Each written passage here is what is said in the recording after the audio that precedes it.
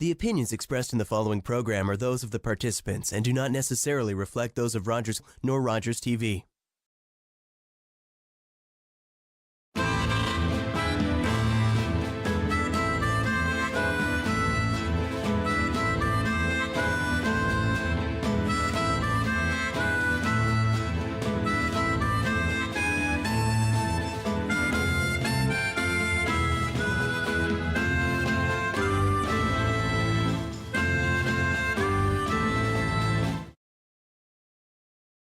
The time, a welcome Ukraine profile. Today's program, our first interview, will feature an interview with Ihor Mikhalishin of the Ukrainian Canadian Congress with updates on developments in Ukraine and the great work the UCC is doing. Our second interview will feature noted archivist and scholar Myron Marmurk, who will discuss the enemy-alien issue in 1914 to 1920. Ihor, thank you very much for coming on the program. Thank you very much for that kind introduction. Great. I guess let me start off, could you give us an update what's happening in the war in Donetsk and Luhansk Oblast? Sure. So the war continues in mostly in eastern Ukraine, in those two regions, Luhansk and then Donetsk, and as well occupied Crimea. There's been continued violence. The number of deaths varies week to week, as well as with casualties.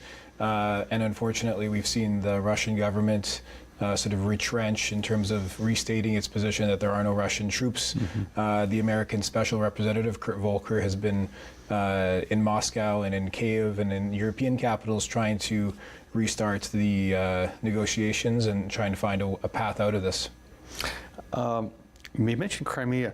I understand the human rights issues are just deplorable now, with a number of people who are being tried and convicted on trumped-up charges. Yeah, it's hard to know exactly what's going on because Russia's not allowing international monitors to come into Crimea, but from what we can tell, anybody who's an active human rights activist, particularly the Crimean Tatar Muslim majority there in Crimea, they've been targeted for arrest and for jailing for any kind of show of their sort of community solidarity, language, and religion.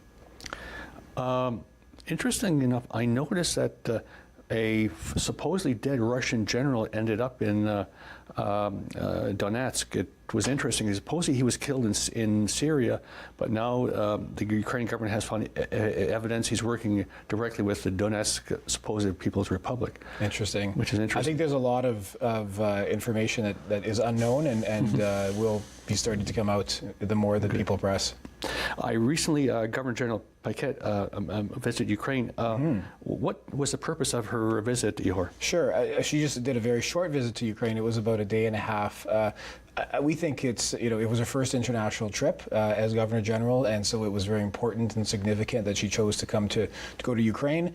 She met with the Ukrainian president. She visited Canadian forces in Lviv in western Ukraine, as well as in Yavoriv, where there's an international peacekeeping center. So I think she really significantly profiled the role of Canadian armed forces there, as well as brought attention to the conflict that keeps on going. Were there any other observations you had of the visit that might be of interest?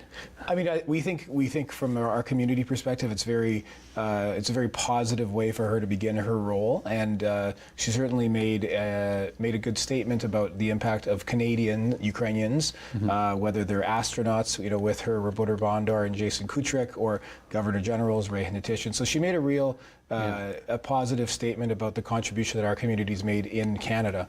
Also, too, I think it's important to note that she's the Commander-in-Chief of the Armed Forces. Absolutely. So her showing up there was certainly a good point of solidarity. Yeah.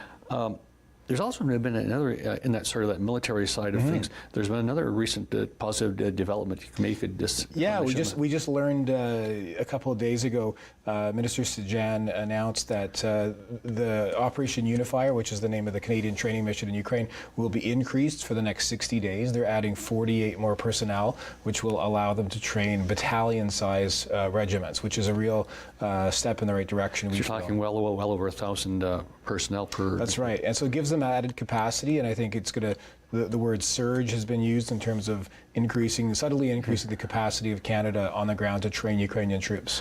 Interestingly enough, from what I was reading, the work of Canada and the other countries has raised the Ukrainian army from one of the poorest in Europe to literally the best. Yeah, and the goal, I believe the goal with Canada, US, and the UK and other countries that are there, Latvia, et cetera, is to help Ukraine get to NATO standard interoperability.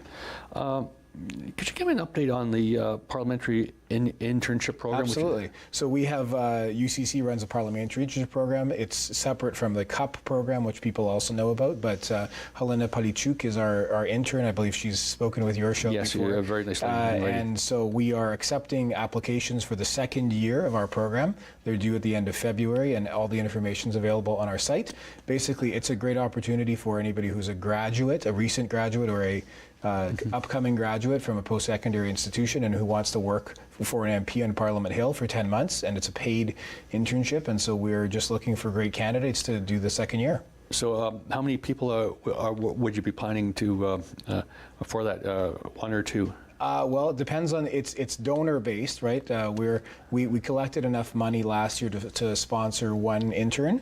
We're outreaching to various foundations and individuals in the community to try to raise enough funds to have 2 intern spots. Or more, but again, if anybody's interested in learning more, it's all information's on our website, ucc.ca. So, and you'll take, I'm sure anybody who would like to contribute will be accepted. It's a tax receivable donation. Excellent. And so we're happy to talk to small individual donors or large organizations as well. I had a chance to check on your very well done website, and I saw something called Defenders of Ukraine Fund. Yes, that's right. Can you tell us something about that? Sure. So the Defenders of Ukraine Fund actually was created very recently. As you know, the Invictus Games were held in Toronto this fall, and we held a sort of a gala welcome reception for Team Ukraine, which was participating for the first time. And we had so many sponsors try to come on board and help us and help Team Ukraine that we ended up with over $100,000, and so what UCC decided to do is to put that money into a fund through the Canada-Ukraine Foundation, and we're seeking applications from all sorts of individuals and organizations. We're looking for projects, submissions that will help veterans in Ukraine, and there's a variety of, some are workplace injury, set of suffering, some are PTSD kind of issues. So we're accepting applications till mid-February, and there's a committee that will review the applications and make some decisions. And so it's another opportunity for people to give back and to support these veterans who are bravely risking their lives. I noticed too, maybe a little bit more of a humorous thing. You have some special postcards people can check into. Yeah, so on our website we have the postcards for Ukrainian political prisoners who are in prison in Russia. It's very easy. You can just click and print. We have some at our office in Ottawa as well. We've had MPs and ambassadors and senators sign them. Basically, there's about 60 people that we know of who have been arrested in Crimea and are in the Russian domestic, basically Gulag Siberian prison system. And so we really feel, we know from the people who've been let go that it's important for the prison guards to know that these people are being talked about in the Western world, and for the prisoners themselves to receive a postcard means that somebody cares about them outside of their prison. So the postcards are sent to the actual people who are that's right unjustly they're written in Russian, addressed and sent to the Russian prisons. Another interesting point is, as of January the 22nd, that marks the 100th anniversary of the first Declaration of Independence. That's right. Could you sort of maybe give us some background on? It's a very momentous occasion, and so it really, 100 years ago, January 22nd marked the first time that the modern Ukrainian state sort of coalesced with roughly the borders that Ukraine has now, and with a democratically elected government based in Kyiv, with a parliament, a Verkhovna Rada, and so this was it's a real day to remember the unity, the spirit of independence, and what might have been, but also to sort of say that 100 years later, Ukraine continues to fight for its territorial integrity, and that struggle continues. I remember someone said that back in those days they had no army, they trusted the Russians, in 1991. We didn't trust the Russians, but we had an army. That's right, yeah. What other initiatives are the UCC planning for 2018? Many initiatives. So I will actually share with you, Ron, and your viewers, this is our UCC Winter Bulletin. So I'll give you a copy of that. And there's, I think you're in there actually from our Remembrance Day ceremony here in Ottawa.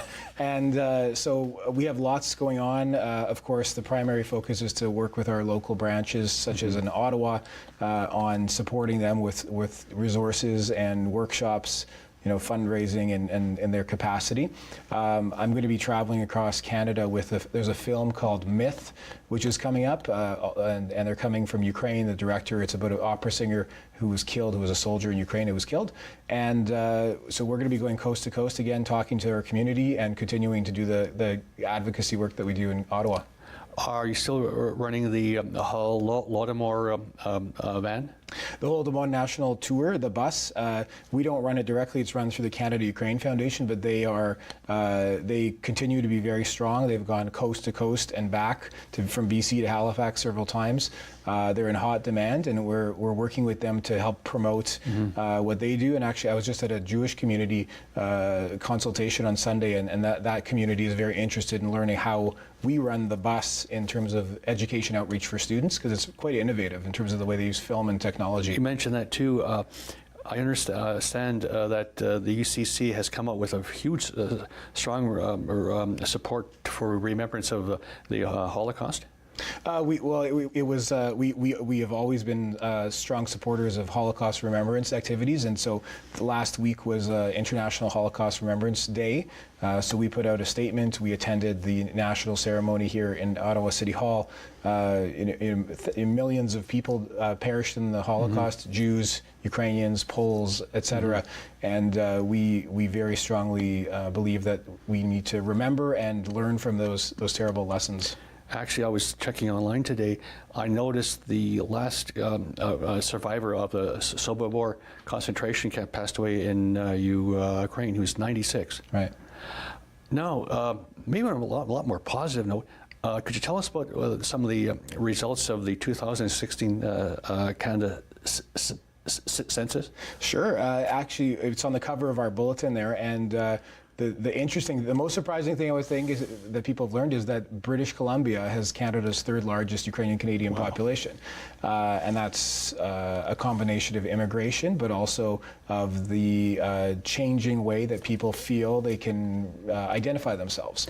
My family in British Columbia had, in the 50s and 60s, anglicized their name and sort of wasn't very active, but I think as Ukraine has become international crisis, and as people feel more proud of their roots in a multicultural Canada, people are self-identifying more. But there's also some very great numbers from Eastern Canada, from the Maritimes, and even we have Ukrainians up north. I noticed that too. Well, listen, Ihor, it's always a pleasure to have you on. Thanks very much. And looking forward to having you on in the not too distant future. Okay, well, we'll update you on who gets selected as our intern, and we'll bring them on the show. Absolutely, I love that. Okay, thank you so much. Thanks a lot.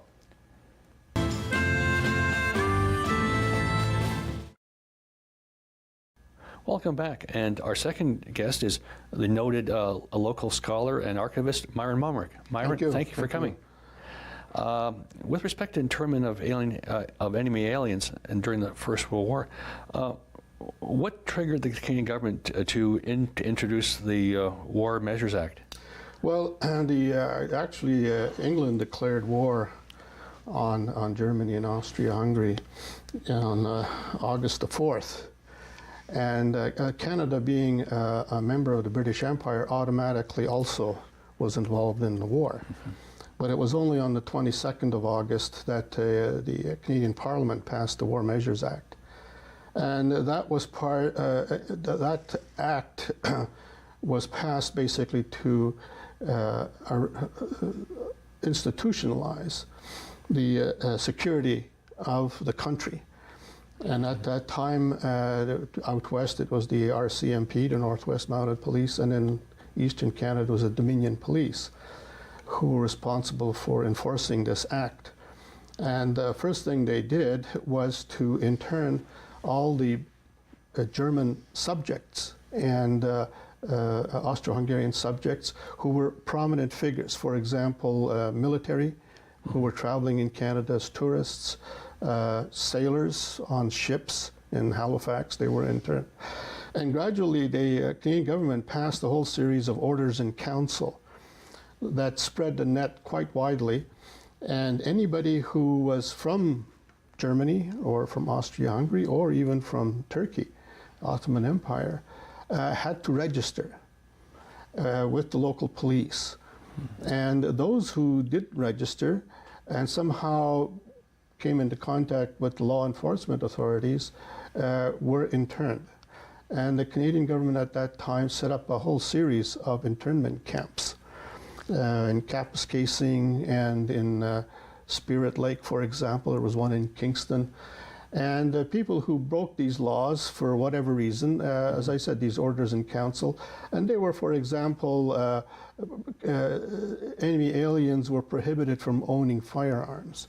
So if someone was caught with a firearm out hunting, that was a contravention. Or they were tried to leave the country, like cross over to the United States, because the United States was neutral at that time. So they also ended up in the internment camps. So basically it was an attempt to secure, to provide security for the country by controlling these enemy alien populations. You mentioned about the different groups within the Austrian-Hungarian Empire. Would that what other nationalities would that have been included? Austria-Hungary was a multinational state at that time, and it had included a whole series of ethnic groups and national groups that are today independent countries. And we would include in there Czechs, Slovaks, Hungarians, of course, even Croats from what is Croatia today, even people from northern Italy who were part of the Austro-Hungarian Empire. There were Italians there. Some Romanians also who were part of the... so it included quite a large number of people. Interesting, you mentioned Italians and Romanians. Both Italy and Romania were on the Allied side in the First World War. Yes, but that was... but there were parts of what is today Romania, right. part of Austria-Hungary. Yep. And the Tyrol part of Italy was also part of Austria-Hungary. With respect to Ukrainian immigrants, were the immigrants from the Russian part of Ukraine treated differently from those from the Austro-Hungarian part? Yes, because the Russian Empire was an ally of Canada and British Empire. So people, Ukrainians from the Russian Empire, were not interned. However, some of those who did come to Canada and didn't have good identification papers, first thing they did is they went to the Russian consulates here, there was one in Montreal, to get ID papers, their identification papers, to certify that they were citizens of the Russian Empire, because at their place of work or whatever, if they were stopped, sometimes the local authorities couldn't really differentiate between people from Austria-Hungary and from the Russian Empire, especially Ukrainians.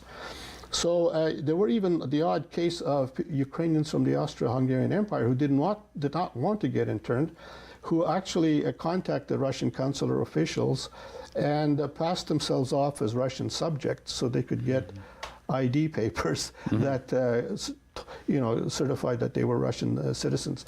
So that problem continued throughout the whole war. And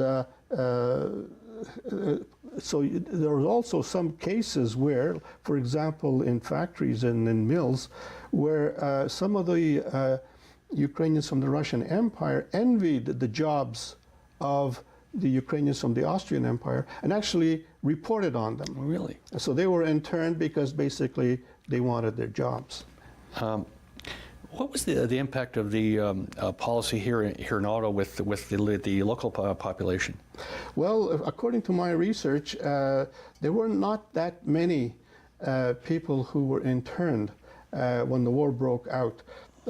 Roughly, I did a calculation that there was about 225 Austrians, and that included everybody that we were talking about, who were arrested. But only about 35 were interned. And the group that I'm particularly interested in was the group that was arrested and interned on May 1st, 1918.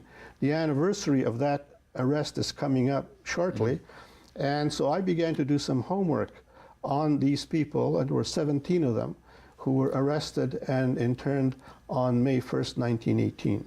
Could you tell us a little bit about any of them, if you're from what you've been able to gather so far, Myron? Pardon? Were you able to? Could you give us a little bit of their backgrounds? Oh yes. Well, this is one reason I did some research on these people. I wanted to find out who these people were, and then what happened to them. So I began to check their names using these resources at the Library and Archives Canada and on Ancestry, and using basically genealogical research methods. And of the 17 who were arrested, I was able to find detailed information only on 8 of them. And most of them were men, single men without wives or spouses, because a lot of them left their spouses in the old country. So they were single men, and they met on May 1st at the private house of another Ukrainian fellow on Rochester Street, and they had invited a speaker from Toronto to come and explain to them what was going on in Eastern Europe at that time. Because, as you know, the Russian Revolution was on, and these people had family over there, so they wanted to know what was going on.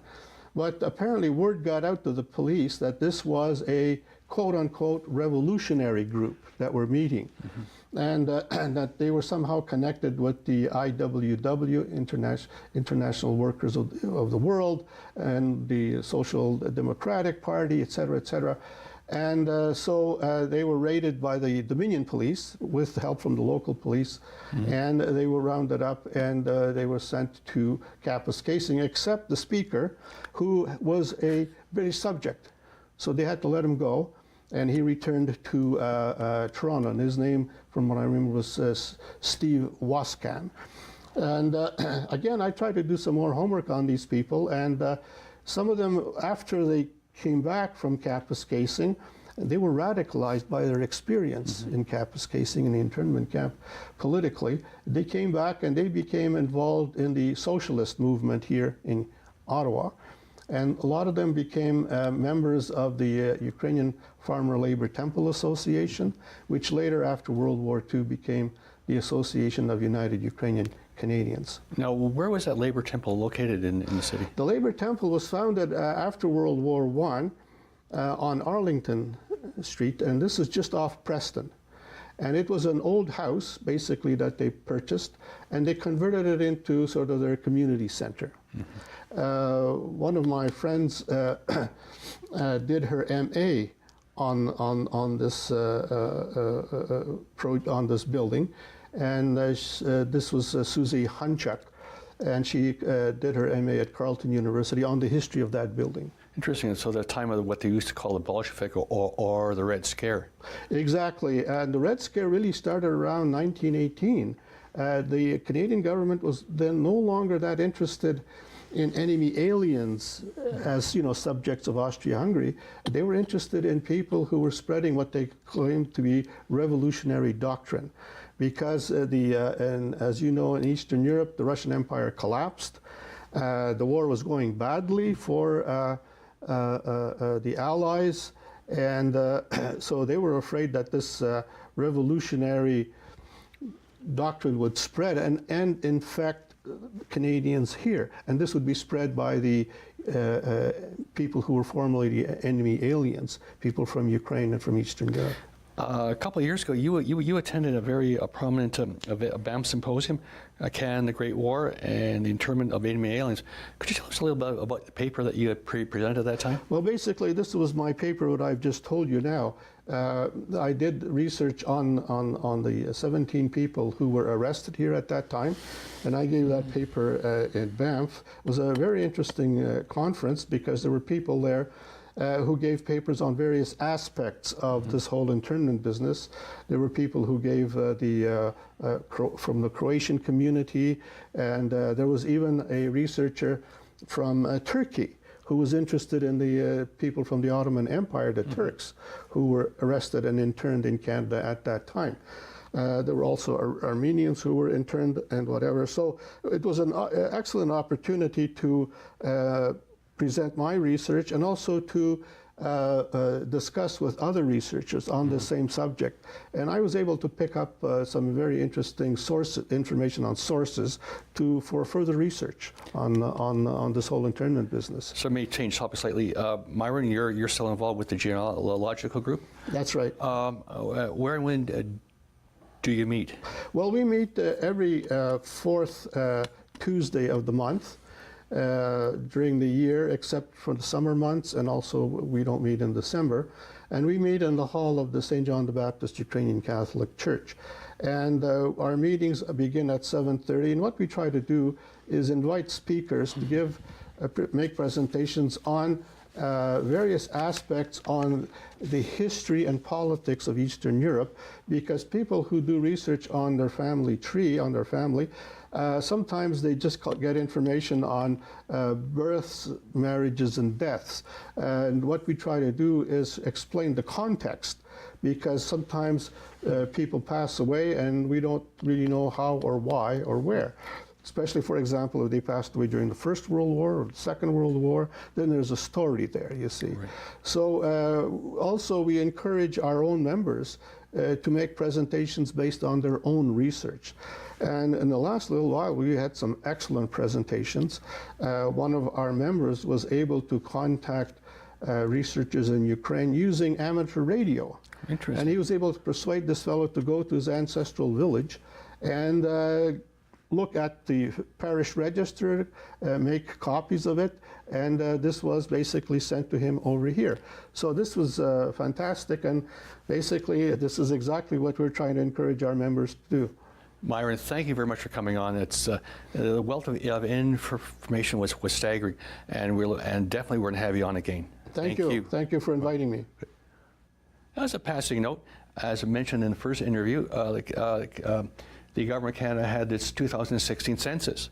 According to the census, 1.36 Canadians self-identified as being of Ukrainian ancestry. Until next time, Slava Ukraina!